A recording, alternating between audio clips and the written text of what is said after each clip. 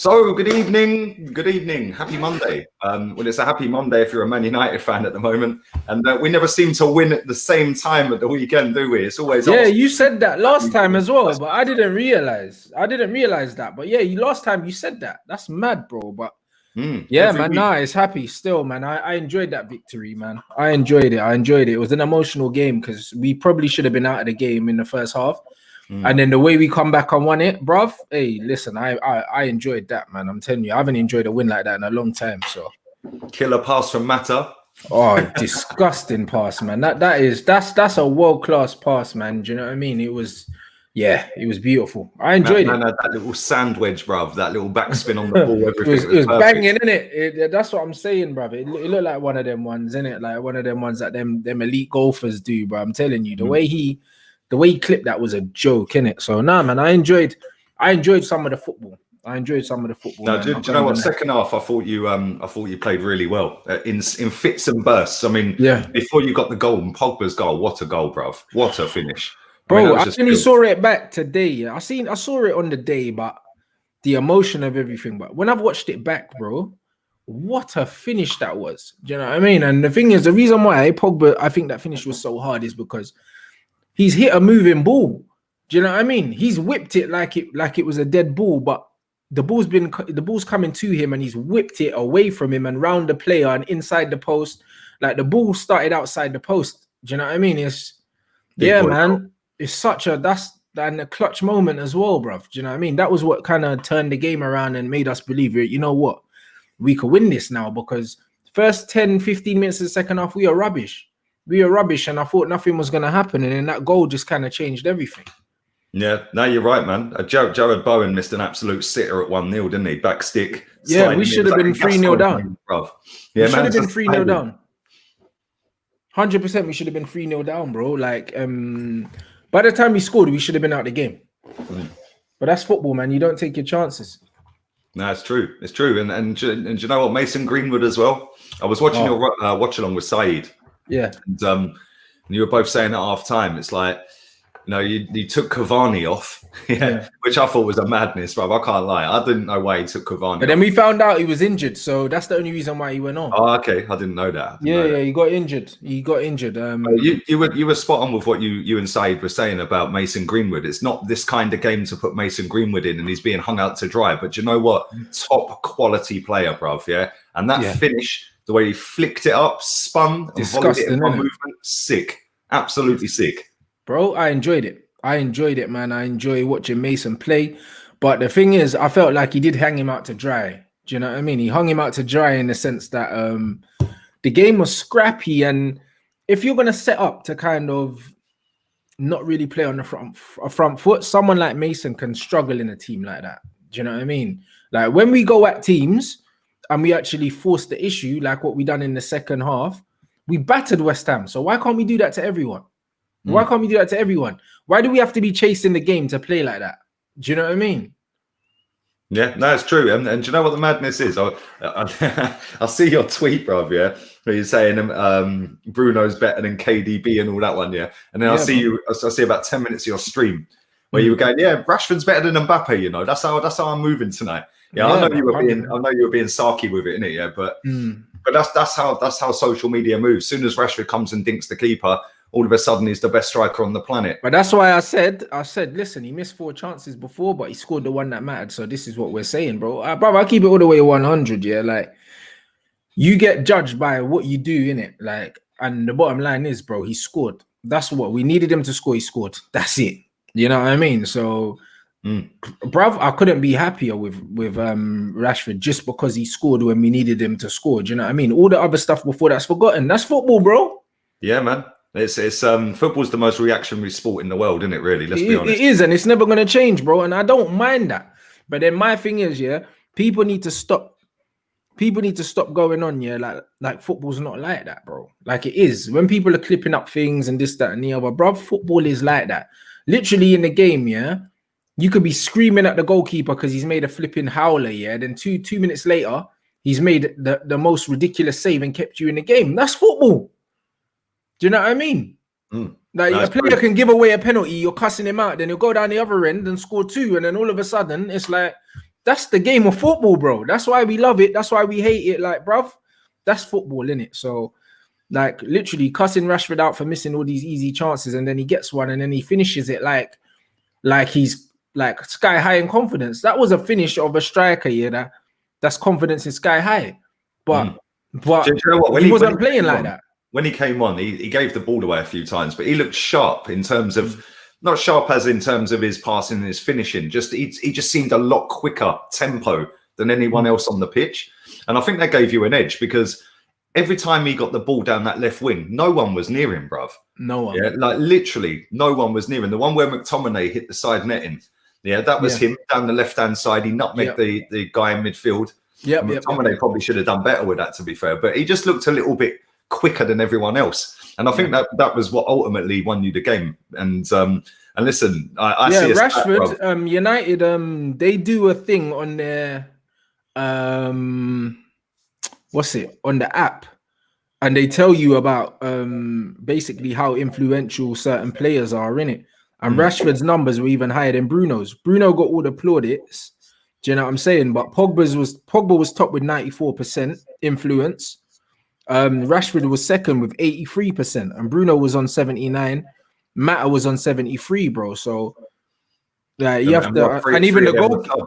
Yeah, exactly. And Dean Henderson, the keeper, was on 77, bro. So that tells you, like our most influential players, like Rashford, in terms of the impact that he made, he got overlooked by a lot of people. Do you know what I mean? But like he gave us an outlet that we never had in the first half. So even though he was wasteful at times, he still gave us an outlet that we didn't have. So I was happy with him. Like player ratings, boy. Like, you know what I'm saying? He's the number 10. Man gave him a 10, bro. Just because. That was it. There you go. Like 10s don't get handed out often by either of us, bro. I know that for a fact. I don't give no one 10. We used to handing out zeros, bro, not 10s. Yeah. But like he come on and he just made an immediate impact, bro. And like that's what you need, innit? Sometimes it's about getting over the line. That West Ham game, was just about getting over the line because we didn't deserve anything from it. So like that victory felt, and you know what? They've done all right this season under Moyes. They've played some big teams so far. I think they've played pretty much every big team in the league, and they're still doing all right in the table. So you know, like I said, you were lucky. You could have been 2 or 3-0 down quite comfortably in that game. But do you know what? Do you know what that reminded me of? Yeah, I'm not going to go overboard with it because listen, in the grand scheme of things, you ain't going to win the league. But that reminded me of Fergie days. Digging it was. It was, and I felt that, and it felt great. Do you know what I mean? It felt really great, man. I enjoyed it. I'm saying wins are few and far between for us, bruv. So I'm going to enjoy every single one. I see a stat, right, that I think Ollie's won 70-something% of his games in the calendar year. I think you've got the most points in the league this calendar year since January. That's fucking relentless, bruv. I didn't know that. I didn't know that. We haven't been good, but bruv, but even after lockdown, like we were rubbish, but we got over the line and managed to get third, bro. Like we were playing rubbish and like winning 1-0 because of a pen and stuff. Like we haven't played well, but we're getting results because our players are good. Yeah. Do you know what I mean? The difference between you and us is like when we play shit, we ain't got that individual moment of brilliance like from a Pogba or from a Greenwood or a Rashford. We're relying way too much on Aubameyang, and if he don't do it, we're fucked. Yeah, you know what I'm saying? Yeah, you've got a better team than us. You've got a better midfield than us. You've got a better strike force. You've got a better defense. You've probably got a better manager. Let's be real. Yeah, it's mad. Big up to Zoe, latest member of the channel, and thank you to Himanshu for your donation. There's nearly 950 people watching this. Hammer the like button. I want to say thank you very much. Even though Arsenal lost at the weekend, the watch along's trending on YouTube. So thank you to everyone who did help that trend. So yeah, we don't trend often, but and sadly it's normally when we lose. But there you go. But big up to Himanshu. He said both Hudson-Odoi and Ziyech have picked up hamstrings, and we know a hamstring can be a long one. Do you think Chelsea will go for another winger? I don't think they need to, bruv. I think they've got Havertz, and I think the way Chelsea are bedding him in, I think is perfect. They're not just leaving him to dry. Do you know what I'm saying? He's only 21 as well, so I don't think they will. And they got Pulisic as well. I think they're stacked anyway, bruv. But appreciate the donation. Make sure you follow Rants as well. His link's in the title of this video. Click the app straight to his channel and subscribe there. But let's move on to this story that's broken this afternoon about Pogba. And I've seen a lot of Man United fans in meltdown about his agent because obviously the timing of it. You got the derby at the weekend. And obviously you got a big game in midweek against Leipzig as well. If you don't win, you can potentially go out, can't you? If you don't win that game. So, we're in the Europa League if we lose. If you lose, yeah. So a lot of Man United fans are having a moan up about the timing of it. But this is classic Mino Raiola, bruv. Yeah, like that guy is just a snake. Yeah, he done it with Mickey, with us. He was just putting out stories at certain times. The way he markets himself and PRs himself, his timing is flawed. But did he do the interview today though? I haven't seen it. Yeah, I know that it's dropped today. I don't know whether this was the other day or last week or last. I don't know when he recorded it, but he sat down with Telefoot news outlet, and he's basically saying that Pogba's gone, bruv. Like, he's done. But Pogba is gone, bro. But we knew that, and you know what it is, yeah. First and foremost, there's loads of different angles to this. Mino Raiola, I don't like, the timing of this. But first of all, I need to know, when did he do this interview? Because if he did this interview now, that's one thing. The other thing is, did he do this interview before and they're only releasing it now? I need to know that because that matters. Somebody in the chat help us out. Because that matters. Just because they released it now, that doesn't mean that he done the interview today.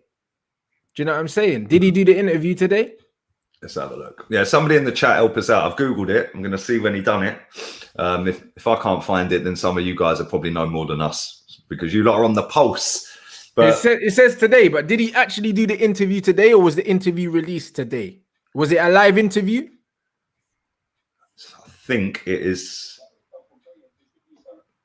Right, okay. So I'm on the Daily Mirror website. We did it on Sunday evening. So what day is it? So we done it last night. Last night, Are you sure? Okay. So, I'm looking on the Daily Mirror website right now. It's a sit-down video interview. He sat in an office. And when was it though? It doesn't tell me the date of when he recorded exactly. it. Because that's important for me. It aired today, but it was done yesterday. Cool. There you go. Either way, my thing with the situation is, from a Pogba point of view, I 100% understand and condone why you would want to leave. Also, United fans need to stop pretending, that we didn't know that Pogba wanted to leave because we've known for a long time he wanted to leave. He's never, ever hidden the fact that he wants to leave. And I don't blame him for wanting to leave. Do you know what I mean? He's a top player that functions in a good team, bruv. Like, that's well coached. We're not that. Do you know what I'm saying? We've got owners with no ambition whatsoever. We've got an incompetent CEO in Ed Woodward as well. We've got no structure at the football club. We've got an incompetent manager, incompetent training, coaching staff, and our flipping skippers Harry Maguire, bruv. Like, there's so many reasons why Pogba should leave and why I understand why he wants to leave, bro. Like, as a fan, I can't leave because I've supported this club my whole life and I'd never leave them. But, bro, honestly, the way this club is run, bro, like a lot of our patience is thin. So why would you expect a man that doesn't have to be there to stay there? How long has he got left? A year, isn't it? I think a year after this. So I understand the Pogba situation. You see the Raiola thing. I hate the timing of this. Do you know what I'm saying? Like, and this is why, it's like, unfortunately, you see Pogba deals with so much scrutiny and so much other crap, because of who he is, and what he looks like, bruv. And I don't think that someone like Mino Raiola shouldn't be managing him, bro. You know them ones. If I'm Paul Pogba and I'm a young black man, I don't need someone like Mino Raiola managing me, bro, because he don't understand the bullshit that I'm going through day to day. The amount of scrutiny that Pogba gets, no other footballer gets, bro. When he's not playing, when he's not even in the squad, he's getting crap. The abuse he gets, no other footballers are getting the kind of abuse he gets, bro. And then you go and put more pressure on man, by doing that. Like, why do you do that?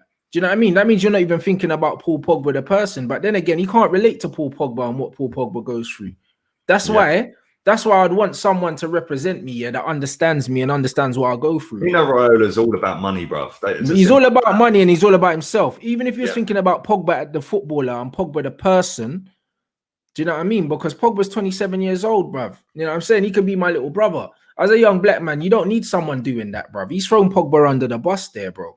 Do you know what I'm saying? And ultimately, he doesn't care about it. You know what I mean? And that's pissed me off, bro. You know what I'm saying? Because guess who's going to get the backlash for this? Pogba. And then people use Raiola as the stick to beat Pogba with, bro. Yeah, man. That's what it is. Let me share this real quick, This is some of the quotes from it. Fabrizio Romano's tweeted this out. Yeah, Paul is unhappy with Man United, and he is no longer able to express himself in the way that he'd like, and is expected to. Paul needs a new team, a change of air. He's under contract until the next 18 months. He then continues on with, however, I think the best solution for both Pogba and Man U is that he goes next transfer window. Is that the January one? Yeah, he's obviously trying to force a January move. That's all it is. Do you know what I'm saying? You know what I mean? That's all he's doing. Mad. You know what I'm saying? Mad. He then continued on and said the Old Trafford club know that they risk losing him on a free transfer, and that's not Paul's intention. And it's not Paul's intention, to extend his contract. But we knew that he wasn't going to extend anyway. So yeah, there was an option of another year, wasn't there? Is that right? Yeah, they triggered it, or else Paul Pogba would have had 6 months left. Right. You know what I mean? So yeah, they triggered the extra year. But no, bro, like listen, at the end of the day, Paul Pogba let them know. Do you know what I mean? And Paul Pogba had an agreement with the club for him to leave, and then they reneged on it. Do you know what I mean? And that's why Mino and Ollie were kind of firing shots at each other last summer, because they were meant to let him leave, and then they didn't. So the club have shafted him. The club have shafted Pogba since he's come, to be honest. Do you know what I mean? So like the problem with it that I see from an outsider, is that he turns up in a 38-game league season maybe 8 times. Yeah, that's not necessarily his fault. Yeah, he's a wicked player, man. And I've said this on camera so many times, bruv. When he's on it, he is the best midfielder in the world. Yeah. And I personally think De Bruyne's up there. Yeah. I think De Bruyne is, for me, the best. Yeah. But when Pogba's on it, he's better than him. The problem is, Man United have played him in so many different positions other than his actual position. Yeah. That he can't perform how he wants to. Because Manchester United have been using Paul Pogba, to cover up the deficiencies in the team for 4 years. You know what I mean? Last game, he was carrying flipping McTominay.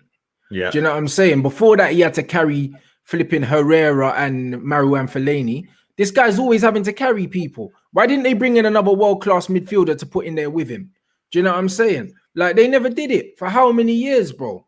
Like, he's always just been covering up holes in that team. That's all he's been doing. And he's used as a scapegoat all the time. It's always Pogba's fault all the time. So I'm glad he's leaving, bro. Now, I wish him all the best. Do you know what I mean? The club don't deserve him the way they've treated him. And I'll tell you what, if the club keep doing this, they'll lose Bruno as well. Bruno will leave in a year's time if United don't win anything. No, I mean, no good players are going to stay in this crap team the way this club's been run. Do you know what I mean? Bruno will be off. You don't love the club. He's just turned up here, bruv. Do you know what I mean? He's already telling the manager to make substitutions. And the guy's been there 5 minutes, mate. He'll leave as well. He'll leave as well, bro. But that's the state of your club right now. Like, that's the state of your club, bruv. Like, you've got Van der Beek that's come in. That I see so many people say Man United didn't need him. Well, why didn't Man United need another quality midfielder? Like, why should Man United not be stacked with quality? Yeah, it's Man United, bruv, right? And I look at Van der Beek. I know he went off at the weekend at half-time, which I thought was a dumb move, yeah? Obviously, it turned out to be the right move in the end because you got the win. But I just look at Pogba at the weekend and I'm thinking, right, McTominay, bruv, stinking it out every week, yeah? And Pogba is basically covering McTominay at the weekend and playing as a DM. And he was still the best player on the pitch all the way through that second half, yeah? For me, he was I know Rashford was up there, yeah, but for me, Pogba's goal, the way he was moving, his way he was passing, he was up and down. He weren't necessarily just playing DM in that second half. First half... No, we were chasing the game. That's why he was further up the pitch. Yeah, he didn't cross the halfway line in the first half. It was mad. Yeah. And that's not his role. His role is getting box to box, get up there, get in with goals, score a screamer, win headers, flick-ons. Do you know what I'm saying?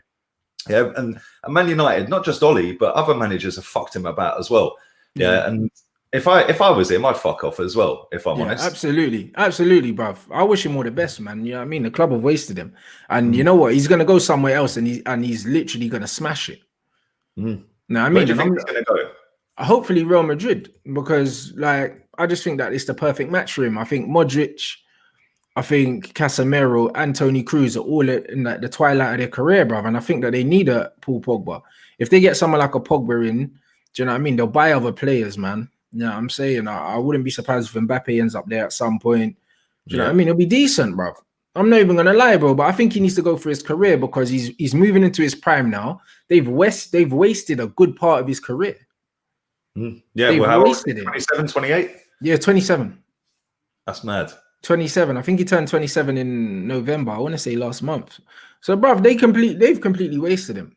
So, like, it is what it is, man. But the Raiola thing, yeah, Raiola's a prick for the timing of that still.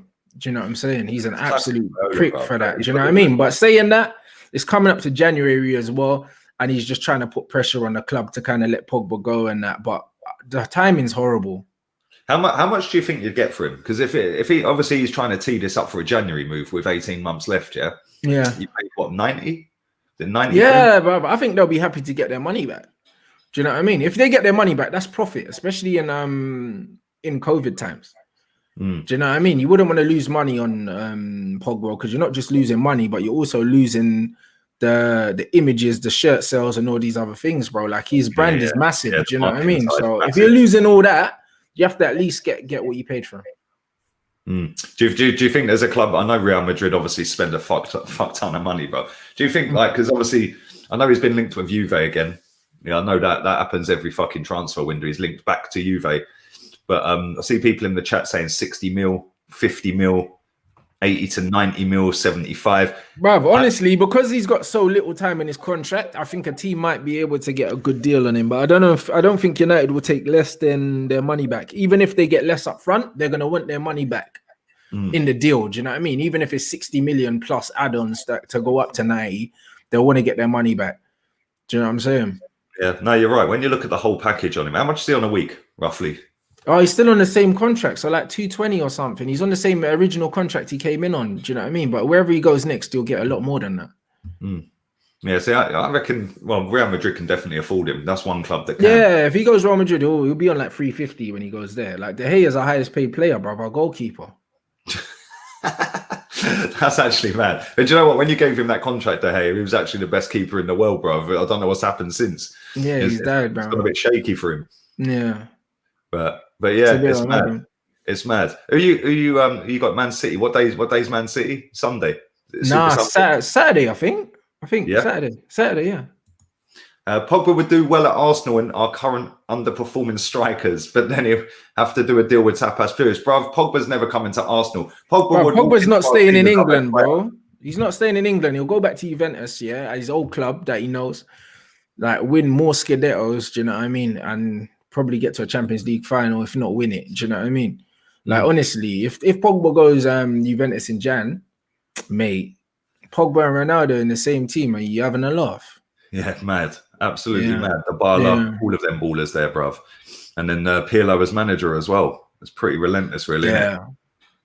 That's what I'm saying. It's mad. It's actually mad, bruv. And the mad thing about it is he's a bit like Ozil at Arsenal. He divides opinion, doesn't he? A lot of your fans can't stand him. But a lot of our fans, bruv, honestly, like the reason they don't like him, bruv, they don't even know why they don't like him. Do you know what I'm saying? Pogba's it's always everything's Pogba's fault. Like, I mean, all the discontent that they should be aiming at the board and all that, they're aiming it at Paul Pogba. They want to blame him for it. Do you know what I mean? It's not his fault that he's been playing with crap players for like most of his time at Manchester United. It's not his fault. Do you know what I mean? Bruno's only come in the other day. Bruno's the best player, yeah, the best midfielder that he's played with in 5 years at Manchester United. How's that his fault? No, and like I said, bro, he was playing DM at the weekend. He ain't a DM. He's played left wing. He's played right wing. He's played left mid, right mid. Yeah, he's played as a number 10. He's played as a false 9, bro. I've seen him play false 9 before. It's like, it's actually mad when you think about it. That like when you see him at Juve and he was slapping screamers in for fun at Juve, bro. Yeah, bro. The goal that he scored on the weekend, he was doing that. Like almost 1 in 3, 1 in 4 games, bro. Like, I'm putting in performances. Pogba's got that in his locker, but a man that can shoot like that, why have you got him picking up the ball off the centre backs? You can only blame the manager. No, that's true. There's a question for you here from Bruce. Thank you to everyone who's putting a super chat in as well. Do appreciate that. 1,700 people watching this live right now. 300 likes. That don't add up at all. So let's get the likes up. Make sure you subscribe to Rants. His link is in the title of the video. Click the takes you straight there. And given the problems with United, what should fans do? Owners won't go and the structure won't be fixed. Big up to both of you guys from Australia. What do you think they should do, bruv? Bruv, they should boycott the club, but they won't do it. Do you know what I'm saying? And this is where it is. A lot of them ain't got a bottle. I mean, that's all it is. A lot of them just complain about the owners, complain about the club, and then still go and spend their hard-earned money on season tickets, and buy merchandise and buy football kits and all that, and then still complain. What's the point? What's the point complaining if you're not going to do nothing about it? And that's just what it is. Boycott them. As soon as they start losing money, yeah, they'll sell up, mate. The stock prices will go down. Imagine the share price of United, yeah, if all the fans boycotted the thing. Mate, well, I remember when Liverpool, and this is why I rate Liverpool fans, yeah. And I know the rivalry you've got with them, yeah, but when they went to put their prices up for their tickets to 77 quid, I remember they were playing Sunderland, yeah, and 14,000 of their fans, yeah, 14, right? Just literally said bollocks on the 77th minute, yeah, and walked out. They were 2-0 up. They ended up drawing that game 2-2, yeah, and their owners went, actually, we're not putting the prices up. Yeah, because they walked out, bro. There was 14,000 of them. Bro, Arsenal don't even have 14,000 left at the 77th minute in the ground. Yeah, because they're all fucked off to go and get the tube. Yeah, it's mad. It's actually crazy. Yeah, but that's because, yeah, all of their fan base, like, or most of them at least, agreed on something. Do you know what I mean? They agreed on something. The thing is, our fan bases are so divided, do you know what I mean, that you can never do that. Do you know what I mean? And that's what it is, man. We've got too many people that are just so deluded, yeah, that they're just like, you know what, support the club no matter what. Do you know what I mean? That's all it is, bro. Like, walking out and boycotting the club is supporting the club. Because if you want your club back, you're going to have to boycott them to get the owners out. And this is the thing. I said this on my watch-along at the weekend, right? End of the day, everyone's supporter experience is different. Yeah? There ain't nobody on this planet that's better supporter than anyone else for their football team. All the same. You know, whether you've got a season ticket, whether you live in Australia and get up at 3 o'clock in the morning to watch Arsenal lose, like whether you live in America, it doesn't matter where you live, whether you buy a t-shirt for the club, whether you don't, you're still a football supporter of that club, right? And I don't think anyone should forget that, because there's people out there that think they're bigger and better because they do stay positive. They do rally round in dark times. And the fact of reality is, I look at that and see that as a negative more than a positive, because it is. If you do actually want your club to go forward, then you have to accept at some point that the club is fucked. Yeah. A lot of these people, I don't get it, because a lot of the people, especially in our fan base, a lot of these people that are the super positive pollies, yeah, they were around in the 80s, bruv, when Terry Neal was getting sacked because the fans went down the town hall and met the board and they had the meeting and got him sacked. So then when I sit here and I say, get him out, or when it was Wenger with everyone else, and people go, no, you're disrespectful, I just find it laughable, bruv, because these people that are saying it grew up in an era where you could go and meet the board and have a chill with them and say, yo, get him out. Next day, Terry Neal was sacked, bruv. Yeah. Or was that disrespectful? And that's the thing with both of our fan bases. They're so split. It is mental. You know, you've got the fans that come out with the stats every single week, regardless of how good or bad the players played. Yeah. Bruv, I see one the other day from Granit Xhaka. He had a fucking nightmare, bruv. Yeah. Man's putting out this tweet. 94.9% pass accuracy, 72% were forward passes, blah, blah, blah. Most passes in the fucking opposition half. I'm like, he dropped a 2 out of 10, bruv. Yeah.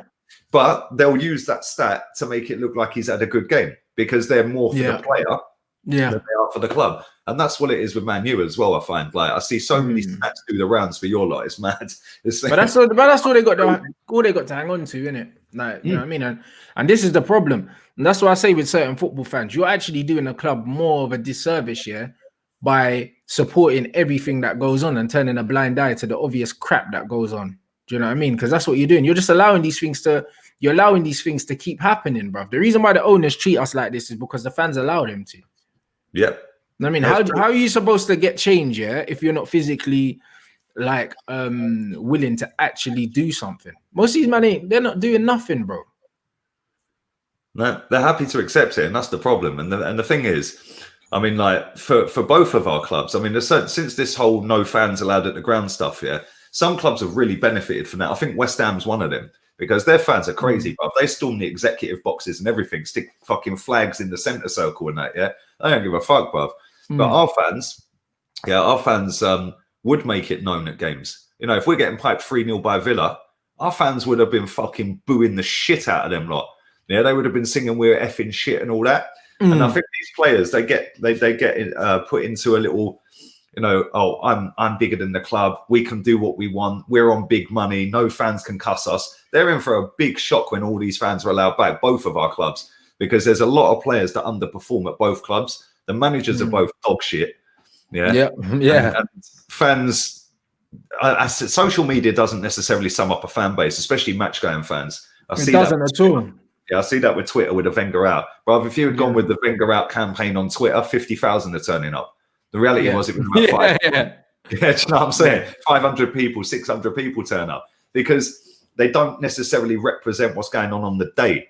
Yeah. And also, not only do they not represent what's going on the day, yeah, but how many of them fans on Twitter, yeah, are low match going and domestic fans, bro? We got fans from all around the world on Twitter, bro. You don't even know where people are tweeting from. Like, do you know what I mean? They could be tweeting from the States, they could be tweeting from like South Africa or wherever. Do you know what I mean? So, like, I think everyone's, as you said, everyone's supporting experience is completely different. Do you know what I'm saying?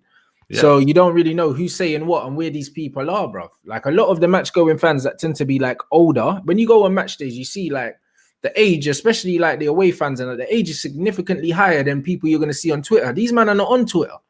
Yeah, that's true. That's you know what I mean? So a lot of these older guys that have gold tickets, yeah, gold members and stuff that actually win the ballots, that have had a season ticket for 30, 40 years, these men are not on Twitter, bro. Most of them don't even have a smartphone. You know what I mean? So it's completely different, bruv. Most of the younger generation, yeah, these men are probably on a waiting list, can't get a season ticket because they're so hard to get hold of. So, yeah, it's a completely different thing, bro. No, it's true. It's true, man. Like, I know from going, you know from going, bruv. Yeah, the average age of people I used to see at the grounds, home and away, especially away. The aways is a lot more older lot, but that's obviously a lot more percentage, should I say, because obviously it's only what 3,000 or 4,000 that go away. But it's the same people every away game, bruv. You see the same faces. You know, even if you're sitting in the same seat at the Emirates or Old Trafford every week, it's the same faces. They're all in their late 40s and 50s. Yeah, white English guys, bruv. Yeah, do you know what I'm saying? It's mad. But the one thing I'll say, without a global fan base, we wouldn't be buying the Pogbas and the Aubameyang. So I'm all for it. The one thing I'll say, though, is I don't think it helps in terms of getting better for the club at sometimes, because, you know, when you're sitting online and you're sucking off Mesut Ozil every week when he's dropping zeros, yeah, or Mikel Arteta because he won 2 trophies, you know, you don't look at the bigger picture, you know, and that's what winds me up with the social media side of it. Yeah. But I can sit and cry about it all day long, bruv. It ain't going to fucking change, is it? Let's be real. Just be real. Let's move on to my banter club, bruv. Let's move on to Banter FC. I predicted a loss. I don't ever predict a loss unless it's Liverpool or Man City. I normally only predict losses for them two because they're so much better than us and gone. But I weren't confident all week on this game, man. And I said that if Thomas Partey starts this game, then he'll come off injured. Yeah, and I don't know if you've seen it, but Mikel Arteta pushed him back on the pitch, bruv. Yeah. What do you mean? So when they scored their second goal, yeah, Thomas Partey, Bellerin's got the ball. He's about to whip a ball into Aubameyang. Partey walks over to the touchline and says, yo, I need to come off. Yeah, I'm fucked. I'm injured. Yeah. They've then got the ball back. Son's now away. He literally pushed Thomas Partey back on the pitch and said, go and defend. Yeah. Man said he wants to come off. He's injured, bruv. Yeah. And he pushed him back on the pitch. And then afterwards, he said Thomas Partey was at fault because he's just started walking off. Yeah. I was like, oh, mate, this guy's digging his own grave real fucking quick, you know. Real quick, bruv. Yeah. And it's not gone down well with a lot of our fans because last week he done it with David Luiz with a bleeding head. Yeah. And then he's pushed this guy back on. And the thing is that Thomas Partey was still pretty decent in the first half. And that was right on the stroke of half time when they scored their second goal. Yeah. But push the guy back on the pitch, bruv, when he's standing there saying, I'm injured, I need to come off. And he went to run back on, yeah, and he run about 10 foot, yeah, and pulled up again. Bruv, but you know what it is? You see with managers like, bruv, he's just a dictator, innit? You see with coaches like that, yeah? Bruv, they lose the dressing room so quick. You know what I mean? And that's what I mean. It honestly looks like the players are not playing for this guy. 100%. It looks like they're not playing for your manager. Do you know what I mean? I'm not surprised. There's probably a big division in the dressing room. There's probably a lot of people that don't like how he does things, don't like how he treats players, and he doesn't seem very likable. Do you know what I'm saying? He's arrogant, bruv. That's his problem. He seems extremely arrogant for someone that's done nothing in the game, bruv. Do you know what I'm saying? So, you know what I'm saying? Yeah, no, man. It's just funny. Did you see the goals? Did you see both of their goals? Yes, I did. Son's goal, yeah, real talk, right? I'm surprised I've had no stick off of it because I sat there and I was just like, What a goal. Yeah, what It's a a goal. joke.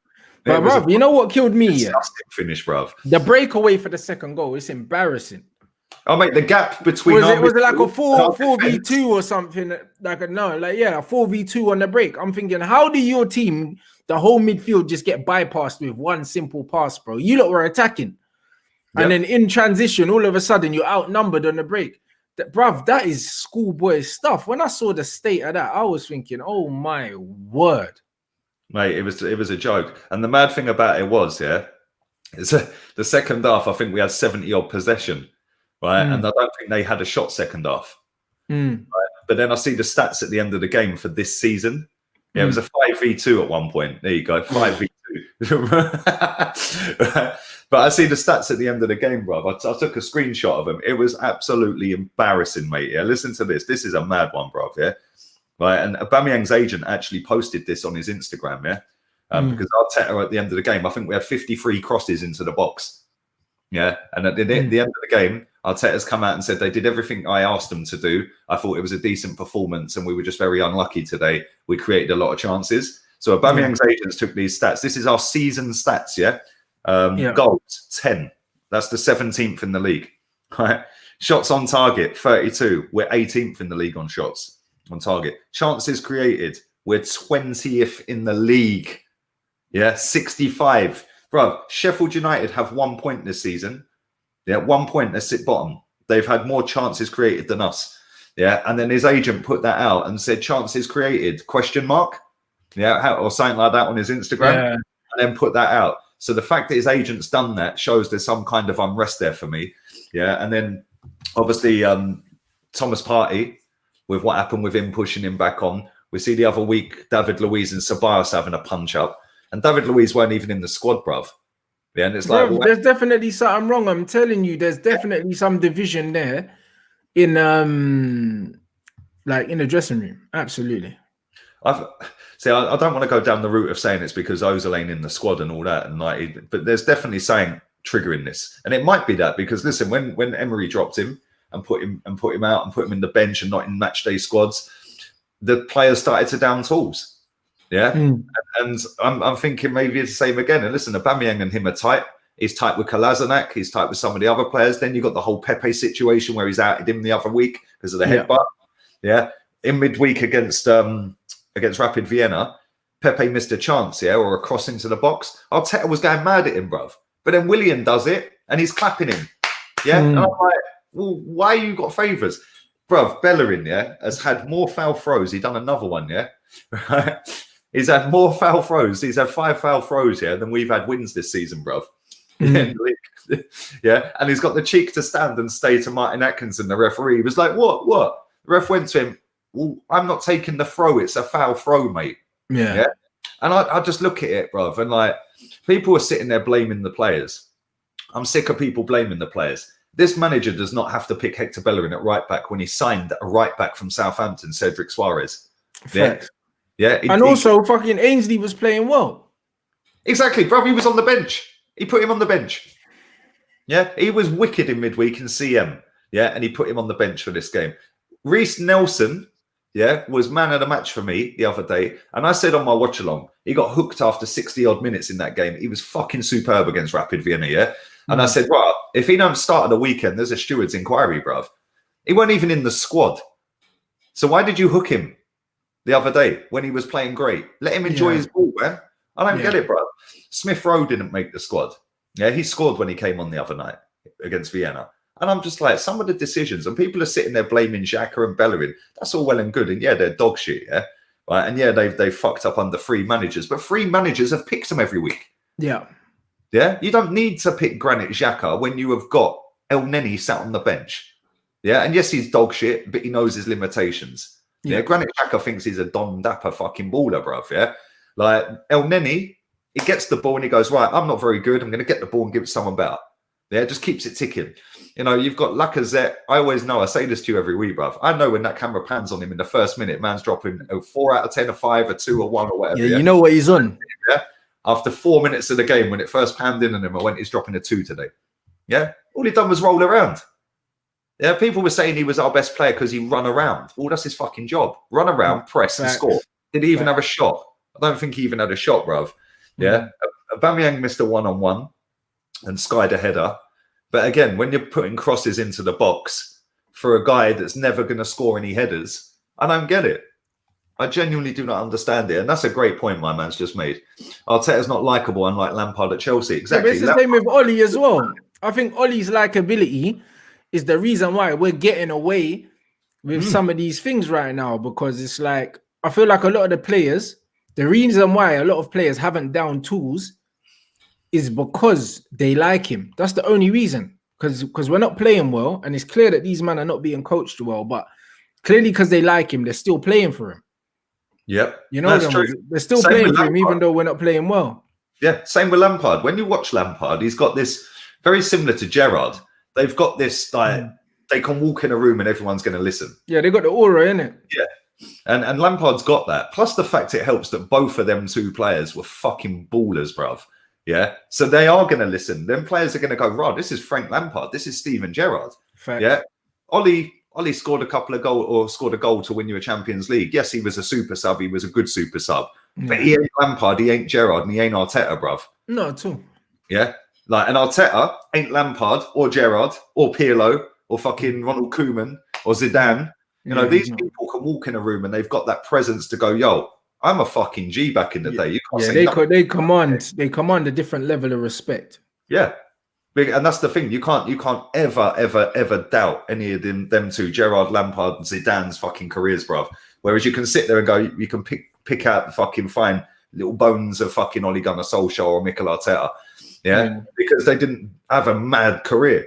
Yeah. And that's a fucking great point, because if you're Mesut Ozil and you're being sent out of the team, and I don't rate Ozil one bit, but if you're Mesut Ozil and you're getting ditched out of the whole squad by a guy that's not had the career you've had, you're going to have the ump, bruv, right? And if it gets like that. Football's a game of egos as well. You got to remember that, especially when the ex-players, current players, a lot of people think that they should be playing, bro. Like, do you know what I'm saying? At any level, there's a lot of egos involved in football. And when you've got like ex-player managers, you've got current players. Come on, man. There's loads of egos in it. So there'll be loads of differences of opinions and stuff like that, bro. But honestly, like, it does come across that Arteta is just extremely set in his ways, extremely arrogant, and you're not getting the wins to even justify it.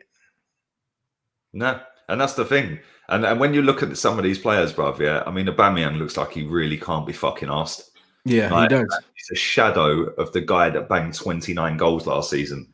Yeah, and it's like it must be fucking like, he obviously is listening to the manager, because he isn't going away from the position he's being told to play. And he played up front at the weekend. Yeah. With Lacazette kind of number 10.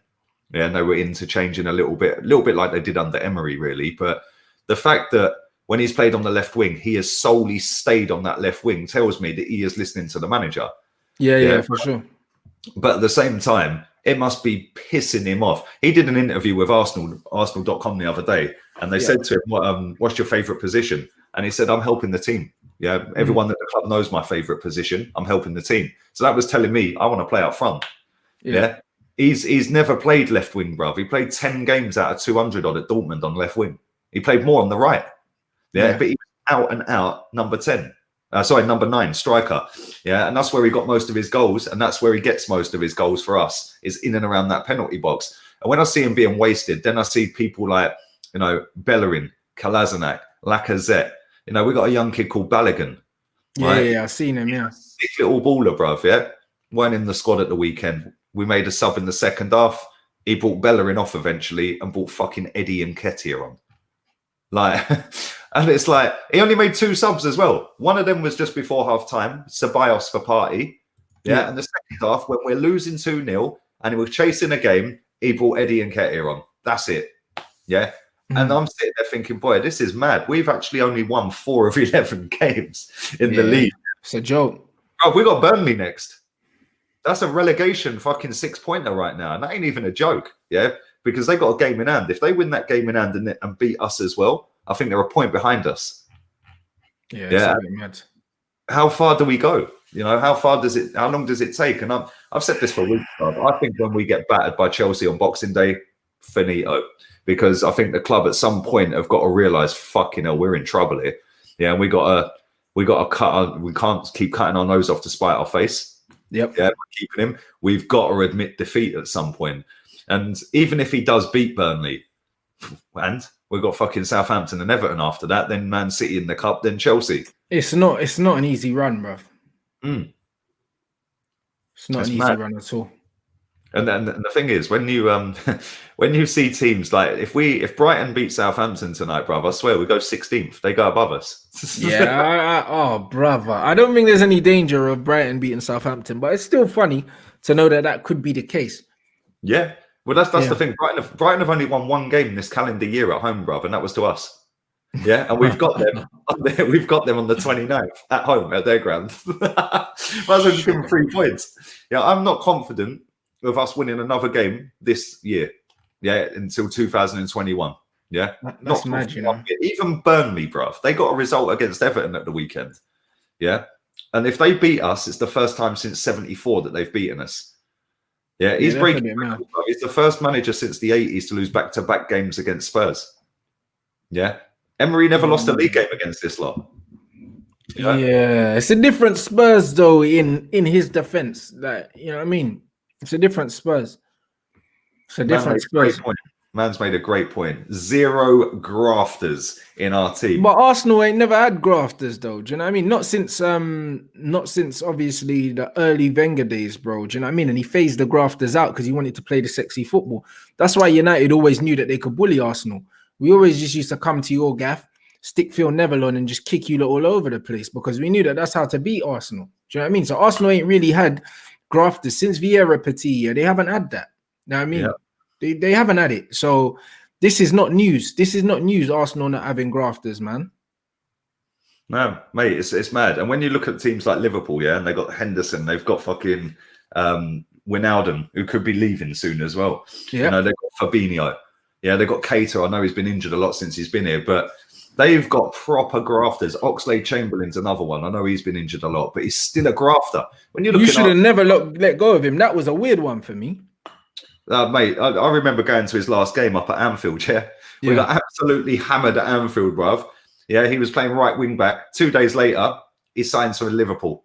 It was like, well, why were you playing? Bruv, we were all standing there singing, we're fucking shit. But the thing is, he's good, dear, centrally. When you lot were playing him right wing back, I was bare confused. I'm not going to lie. Bruv, he's a good player. Every single position on the pitch other than in goal. Yeah. And he should have been playing centrally, bro, because the guy's got a shot on him. Do you know what I mean? He scores goals. Dribbling 100. Yeah, he's proper. Like, he's a decent player, bro. You know what I mean? So the only grafter we've got, Rickon makes a good point. The only grafter we've really got in that team is Tierney.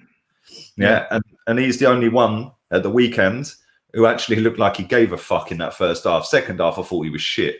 Yeah, but the first half, he looked like he wanted it. And he gets the derbies because he's played in the Old Firm derbies. You know, which is bigger than this fucking derby. Let's be real here. Yeah.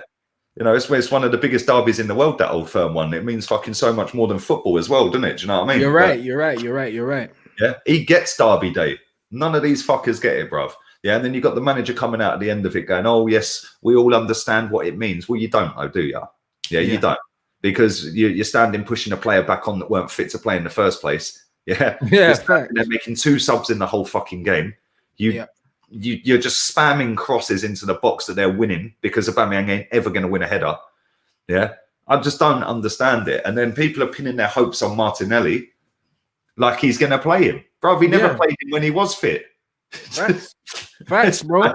Bro, you're not lying. You're not lying, unfortunately. Like, this is what it is. But, bruv, like, this is football right now, man. There's so many different layers to why things are happening. That's why, like, it's annoying when you see people just wanting to scapegoat the players because it's the easy way out, bro. Like, the whole club, just like my club, like, there's so many different layers to what's wrong. Yeah, it's true, mate. The players are part of the issue, of course. They are, but again, who signs these players? 1 second, sorry. Whoever's timed out Jez in my chat, don't time Jez out. Leave Jez, unblock Jez right now. Jez is a real one. How dare anybody time Jez out? That's a mad one. But no, bruv, it's mad. It's mad. There's 2,200 people watching right now, 550 likes. Hammer them, batter the likes up. Make sure you subscribe to Rants. His link is in the title of this video. How many subs you on? You're nearly on 55, isn't it? Yeah. We're getting there. Yeah, moving. I hit 50 at the weekend. Wicked. Big up. Obviously, we were going to do that if we lost. We were probably going to do that if we win, to be fair. I actually get more views when we win. But yeah, it's mad. And make sure you are subscribed to me as well. What are your thoughts on Arsenal fans slating Timo Werner for having a goal drought? What if he breaks his goal drought on Boxing Day? Bruv, anyone who slates Timo Werner is mad. Yeah? That guy gets into most teams in world football because he's fucking brilliant. Yeah? Whoopie-doo, he's missed a couple of sitters. Hey, Werner, hey, no, listen, bro. Like, man's the pretzel pookie in that, bro. Listen, he's just a pace merchant. He's a pace merchant, bruv. I don't care. You don't rate him? No? He's a pace merchant, bro. Like in the modern game, this is like that Neymar thing I did last week, bro. Nah, bro. In the modern game, everyone just sucks off players with pace, bro. Like, do you know what I'm saying? His finishing is bruv, is a madness, bro. Like some of the chances he's missed, like it's mad, bro. I swear he missed one from literally on the goal line the other day, bro. Like I don't know what he's doing in it. Like he's mad erratic in that, but he's quick. He'll always get assists because you can slide him into the channel and he'll cut it back. Do you know what I mean? But nah, bruv, he's a pace merchant. He's a pace merchant. For me, Werner, for the way they were gassing him up, like them man signed Mbappe and that, nah. Werner's not in. He's not that level. Definitely not. Werner's good in it. He's a good player. That's what he is. But he's not a worldie, bruv. Like not at all in it. Like, but the goal drought thing, he'll score goals. He's quick in it. Like this is the modern game now. This is the modern game of football, bro. You don't have to be like a great footballer technically anymore to be decent in the modern game, bro. You just gotta have a good engine on you, be in a good system, and you'll score goals in it. But I think Werner's not as good as them lot made him out to be. I think that they've signed a lot better players than him. I think Ziyech is better than him. I think Ziyech is probably the best signing they've made. Yeah, Ziyech, in terms of quality, he is for sure. Do you know what I mean? Like Thiago Silva's had a good impact for them as well. Do you know what I mean? When we're looking at impact, like, but Werner, like his numbers are decent, but he's a wasteful player, man. Yeah, see, Werner's missed so many sitters this season. But you know what? When I spoke to a couple of Chelsea boys at the weekend, when I was doing the watch along for the Leeds game with Dammy, I said to him, the thing is, when Aubameyang first came here, Aubameyang was missing sitter after sitter after sitter. The second season Aubameyang was here, he barely missed a sitter. Yeah, everything was in the back of the net. So I think maybe this season's Werner's kind of getting used to the pace of the league, the intensity. But if you watch Werner, like even in Germany, the kind of goals he scored and the kind of runs he was making, he's someone who thrives with spacing behind, high line in it. Like that's how he's always been, and that's the reason why I said he's not a centre forward, in it. Like when people are like, Werner's gonna play through the middle. The reason why Lampard ain't used him through the middle, is because he don't thrive there, bro. Like he needs a foil in it, someone like a Giroud to come from the wide. And if you look at Werner, he was always drifting out to the left anyway, bro. Like he's a wide forward, in it. Like this whole thing that he can play down the middle thing's a myth, in it. Against a low block, I'd love Werner down the middle. Like if you're a centre back, you're not worried. Do you know what I mean? So if he's got space to run into, he's a problem. But even then, I'm not having him. I'm not having him, bro. Like he's not on the level of players like Son and them man there. Like in terms of he's not Son level, bro. Son's a bad boy, bro. That guy's ridiculous. You know what I mean? Son, Mane, them man, they're better wide forwards than Werner, bro. For me, Werner's not there, in it. Like, I agree. Werner ain't a number 9, bro. Werner's more of I don't know. He just kind of floats, doesn't he? He's definitely a wide forward player. Do you know what I mean? He could play up front in a 2, or you play him from wide, in it. But down the middle, he's ineffective. This is a very interesting comment as well.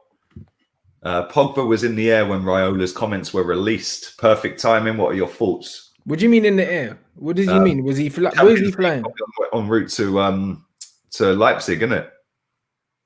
Oh, but bruv, to be honest, when it's released, I don't know how much say he's gotten when it's released, but he should have never done an interview in the first place. Yeah, to be fair, he's taken the piss, bruv, I think. Yeah. That's pissed me off. Like all the other things that he said before, Raiola, I haven't really got annoyed at. But you see the timing of this, because of how people have treated Pogba, and then the fact that he had COVID, he wasn't well. He was getting back in all the abuse he was getting, and then he shut up a few naysayers. Yeah, and then as soon as he does that, you go and do that. It shows me that you just don't even care about this guy as a human on a human level. Yeah, you don't even care about him, and that's pissed me off more than anything, bro. That's right, bro. We said this earlier. If Kieran wants to catch the rest of what we said, we've already spoke about Pogba right at the beginning of the show, mate. So make sure you go and check that back afterwards. One more thing I want to talk about before we wrap this up. Sure. I don't know if you see the Derby Millwall game when the players took to one knee. Did you see it? Yeah. I'm going to be talking about that on my next show as well, bro. I saw it, bro. You know what I mean? Bro. We'll let you save it. it. I know that, bro, and that's what I mean. It's a madness, bro. But hey, listen, bro, Millwall, you expect that from Millwall, innit? Now, I mean, I don't like to generalize, yeah, but you see, with Millwall, you know what you're gonna get in it. I'm sure they've got some decent fans. I've just never heard of them. So, like, it is what it is, innit? Unfortunately, bruv. I'm sure they do have decent fans, bruv. But that club, like, it's known for that. Do you know what I mean? So honestly, yeah, I'm not really surprised. Nah, same. And the thing is as well is they've done so much of this care in the community and tried to build bridges when really the reality is the undertone is still there, bruv. Regardless, they can patch it up and put it out to the public as much as they want. They're now a nice, friendly family club. Yeah. Absolute bollocks. Bro, yeah, but this is why I don't care about this kneeling and all these token gestures from the FA. It doesn't mean anything until you start handing out proper punishments. We know that you don't care about racism and you're just doing that because it looks good. It's just a PR stunt, isn't it?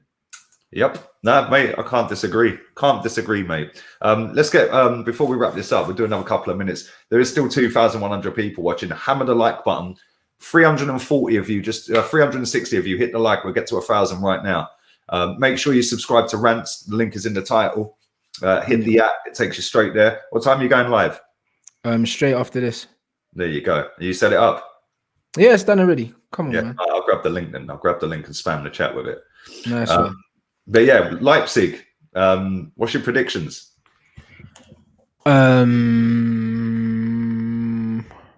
won't lose. That's my prediction. If even a draw gets us through, I think we're qualifying, innit? I don't know what team we're gonna play. I don't know what attitude we're gonna have, but we're not losing to Leipzig. Are you streaming on Twitch? Yeah. That's why I can't find it. yeah. I'm streaming on Twitch, but no, it's cool. As soon as I'm live, it will be there, bro.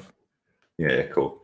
All right, yeah, that's why I can't find it. But yeah, I think it's going to be a bit of a weird one, this Leipzig game, because if you both draw but PSG win, Leipzig go out. I think, didn't they?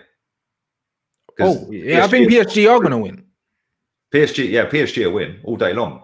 Yeah, I think they're gonna pipe these, man. I mean, you see these big games. Yeah. So Neymar and Mbappe will be ready. They go top of the group, but if you two draw, then Leipzig go out, innit, on head to head.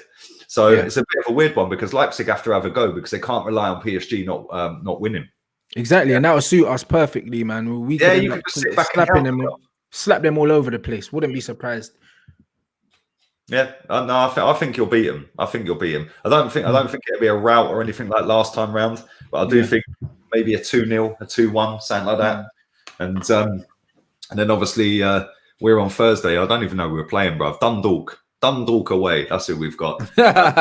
Yeah, it's kind of sad as well because I'm not sure. I don't know whether their fans are allowed in yet over there. I'm not too sure. Nah, Ireland is supposed to be quite strict, I think.